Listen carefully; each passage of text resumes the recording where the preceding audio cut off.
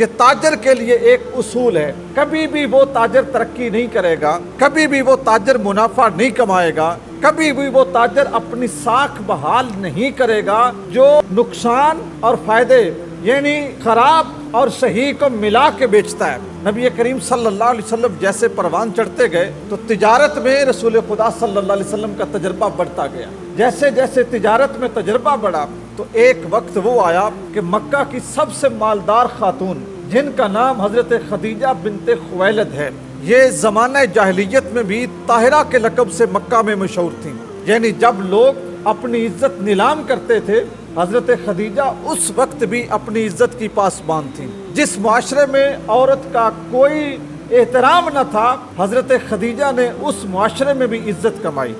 جب لوگ عورت کے اوپر صرف اور صرف تنقید اور تنقیص کرتے تھے، حضرت خدیجہ نے اس وقت بھی عورت کے رتبے کو عروج بخشا۔ یہ طاہرہ کے لقب سے مشہور تھیں۔ انہیں نبی پاک صلی اللہ علیہ وآلہ وسلم کی صداقت اور حضور کی امانت کا پتہ چلا۔ انہوں نے ایک قاصد کے ذریعے حضور اکرم صلی اللہ علیہ وسلم کو پیغام بھجوایا کہ میں آپ کے ساتھ مل کے تجارت کرنا چاہتی ہوں، مال میرا ہوگا، پیسہ میرا ہوگا، اور اس کے اوپر جو کام کرنے کے لیے لوگ ہیں، جو اس کی لیبر ہے وہ میری ہوگی۔ آپ صرف اس کو سپروائز کریں گے، دیکھیں گے، معاملات کریں گے، بات چیت کریں گے، آپ صرف اس کی سربراہی کریں گے۔ میں آپ کے ساتھ ایک کاروبار کرنا چاہتی ہوں۔ جیسے آپ کے اور میرے رسول صلی اللہ علیہ وسلم کو یہ پیغام ملا، نبی کریم صلی اللہ علیہ وسلم نے اپنے چچا حضرت ابو طالب سے مشورہ کیا۔ حضرت ابو طالب کو جا کے یہ ساری بات بتائی، کہا چچا جان ایک یہ بات فلاں عورت نے، فلاں سردار کی بیٹی نے، فلاں اچھے اخلاق کی مالک اس خاتون نے مجھ سے کی ہے، آپ کیا مشورہ دیتے ہیں؟ حضرت ابو طالب نے مشورہ دیا کہ بیٹے آپ کو اس آفر کو قبول کر لینا چاہیے۔ یہ انڈیپینڈنٹ یعنی اپنے چچا کے سائے سے آزاد حضور کا پہلا سفر تجارت تھا۔ خدیجہ نے حضور کی معاونت کے لیے اپنا ایک غلام حضور کے ساتھ بھیجا جس کا نام میسرہ تھا۔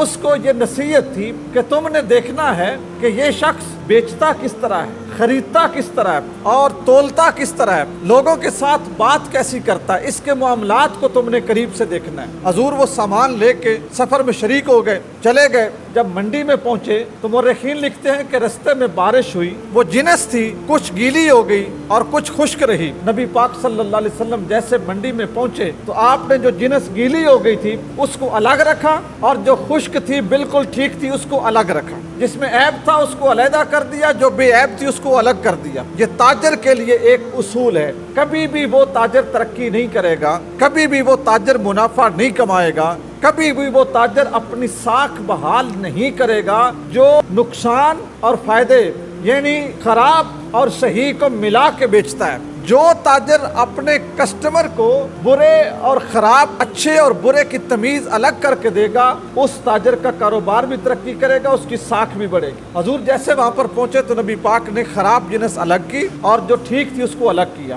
الگ کر کے نبی پاک صلی اللہ علیہ وسلم مارکیٹ میں لوگوں سے کہنے لگے کہ بولیاں دیں جو خریدنا چاہتا ہے۔ اب جو مارکیٹ میں بڑے لوگ تھے جو پہلے وہاں پہ بھاؤ تاؤ کرتے تھے، انہیں پتہ چلا کہ ایک عرب ہے، بڑی خوبصورت شکل ہے، بڑا خوبصورت قد کاٹ ہے، بڑا سینہ چوڑا ہے، بڑا فصیح اللسان ہے، بڑا اچھا بولتا ہے۔ اس نے اپنا سامان بیچنے کے لیے آج طریقہ ہی منفرد بنایا ہے۔ طریقہ کیا ہے کہ جو خراب جنس ہے وہ الگ پڑی ہے، جو ٹھیک جنس ہے وہ الگ پڑی ہے۔ تو ان لوگوں نے بڑی حیرانگی کا اظہار کیا کہ یہ کیسے ہو سکتا ہے۔ جیسے وہ رسول اللہ صلی اللہ علیہ وسلم کے پاس پہنچے اور انہوں نے حضور سے پوچھا کہ آپ یہ کیا کر رہے ہیں؟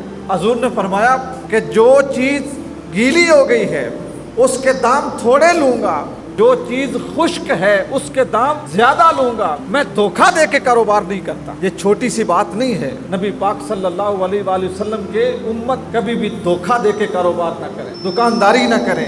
نبی کریم صلی اللہ علیہ وآلہ وسلم نے جب وہ جنس بیچی نا اور حضور واپس تشریف لائے تو حضور کے سارے حال احوال معاملات میسرہ دیکھتا رہا۔ واپس جب آئے تو حضرت خدیجہ نے پوچھا میسرہ مجھے صرف یہ بتا کہ یہ شخص معاملات کرنے میں کیسا ہے؟ میسرہ کہتے ہیں اے خدیجہ یہ بڑے خوش اخلاق ہیں، जिस शख्स ने इनसे भाव ताव भी किया है ना, इन्होंने खुश मिजाजी के साथ, खंदा पेशानी के साथ, मुस्कुराते चेहरे के साथ उनका इस्तकबाल किया है। अगर किसी शख्स ने इनके साथ कोई सख्त भी बात की है, अगर किसी शख्स ने इनके शयाने शान लफ्ज नहीं बोले, इनके चेहरे पे सुर्खी और मलाल नहीं आया, इन्होंने उस शख्स के साथ फिर भी खुश अखलाकी का मुजाहरा किया है और इन्होंने दाव लगा के, झूठ बोल के जिनस नहीं बेची। हजरत खदीजा पूछती है, मैसरा फिर मुझे ये बताओ, क्या कुछ बचत भी आई है, कुछ मुनाफा भी हासिल हुआ है? क्योंकि अमूमन लोगों का ज़हन यही है कि वो काम जो झूठ बोल के किया जाए, जो गलत बयानी से किया जाए, जिसमें सब्ज बाग दिखाए जाएं, उसमें मुनाफा ज्यादा मिलता है।